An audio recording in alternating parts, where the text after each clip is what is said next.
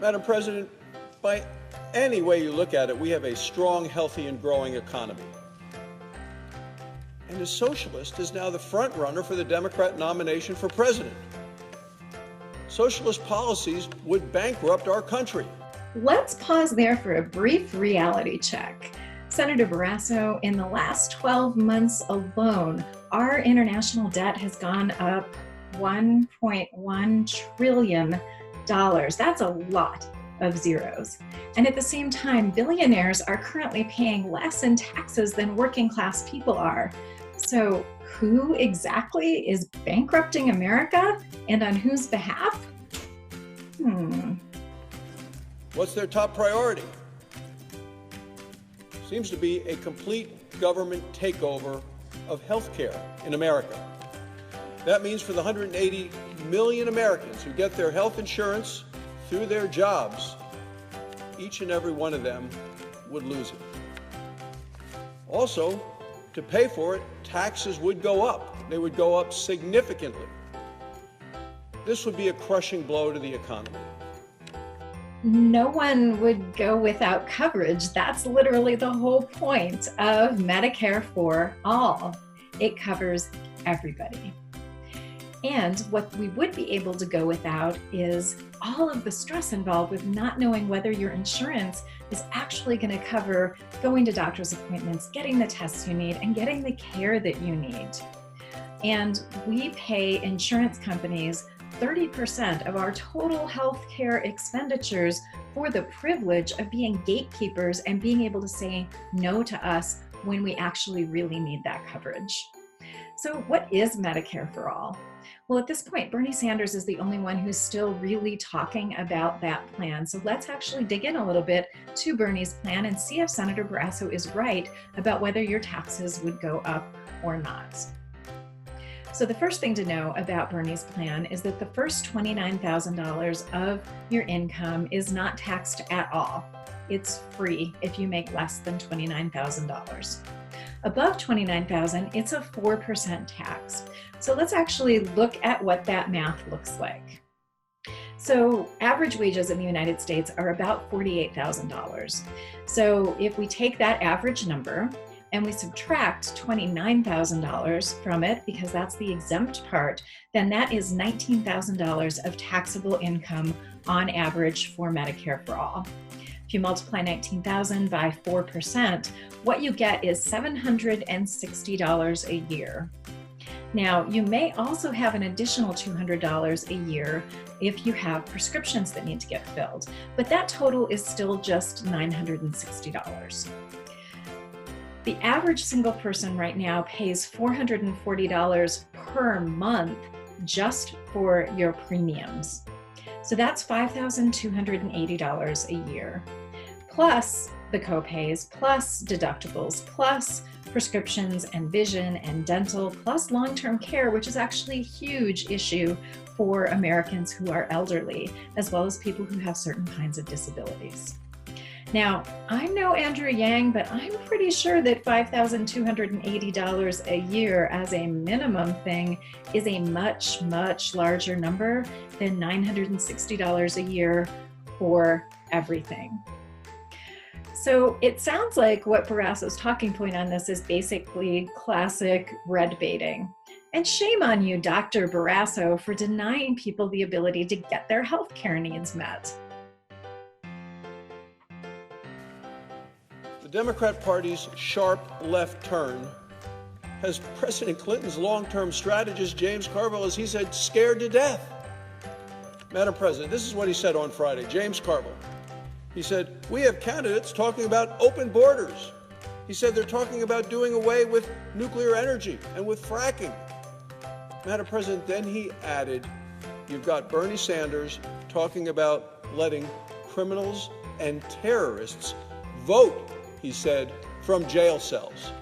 So that's a lot of word salad there, Senator Barrasso, with a helping of fascism dressing. Gross. So I know that you're in the party that prefers children in cages over people having a clear way to get into the United States. But I'm not in that party. And frankly, most Americans are pretty appalled about what's been happening at the border. You're also smart enough to know that fracking is one of the worst practices ever for the climate. But of course, a huge chunk of your campaign donations are from the fossil fuel industry. So just like denying us health care, you'd rather deny us a living planet because it lines your own pockets. Now, as for prisoners and ex-cons being able to vote, they are actually American citizens, and you are supposed to be representing them as well.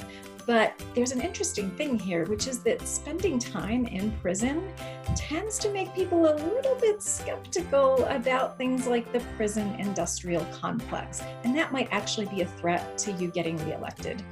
So I can understand why you're a little resistant to that, but it's actually the wrong position. During Friday's debate in New Hampshire, the one that was nationally broadcast, there was hardly a positive word from the Democrats about our country. Our booming economy continues to create jobs at a record pace. Millions of jobs. Last month alone, 225,000 new jobs. We have a 50-year low in unemployment in our country right now. It is a historical number. We've created opportunity for all Americans. Everyone is better off. So I just learned something kind of scary. I mean, either my U.S. Senator doesn't actually know how labor statistics are calculated, or he doesn't care what's actually happening on the ground. And both of those things are a little bit scary. Now, I know that labor statistics are not very intuitive in how they're figured, so let's just walk through this for a second. So one of the key aspects of this whole thing is that when jobs go away, they don't get subtracted from that quarter's total, but jobs that get added do get added. And so it's not a net count, it is literally just what new jobs happened in the last quarter. So let's walk through a couple concrete examples of that. So one is a job transfers within a company. So we have a job that was in Wyoming and is now in Michigan. And it seems like that should be -1 job and then +1 job for a net job growth of 0. But it's actually not. It's actually a net +1 in those statistics. It's labor statistics magic. So another example, we have 2 full-time benefited jobs that get converted into 4 part-time jobs. And there's reasons why employers do this. It is to their advantage oftentimes to have people working part-time instead of full-time. So let's look at this. So say we lose 2 jobs that were benefited jobs at $55,000 a year. And those 2 jobs get replaced by 4 part-time jobs that pay $15 an hour. So first of all, with our labor statistic magic, once again, that is considered a gain of 4 jobs, even though it's only 2 jobs that were gained and they're crappier jobs than the one that were lost. So employers do this in part because it costs them less money. So if you look at this math, if we go from paying $110,000 plus whatever the cost of benefits were to the employer to just having to pay $60,000, hey, that makes a ton of sense under capitalism. But the US economy has just lost $50,000 and we get to make all kinds of false claims about job growth when actually what's happening is that there are more and more jobs out there that aren't livable. So we probably all, or at least all of us who are actually paying attention to real people around us, know somebody who's working 3 of those crappy jobs and still can't pay their bills. Middle-class wages, blue-collar wages are way up. We have a middle class and a blue-collar boom in this country. And Americans realize it, and they have high hopes for the future. Still, the 2020 Democrats seem to have nothing positive to say about our economy and our country. No positive ideas, no positive vision, no positive agenda for the American people.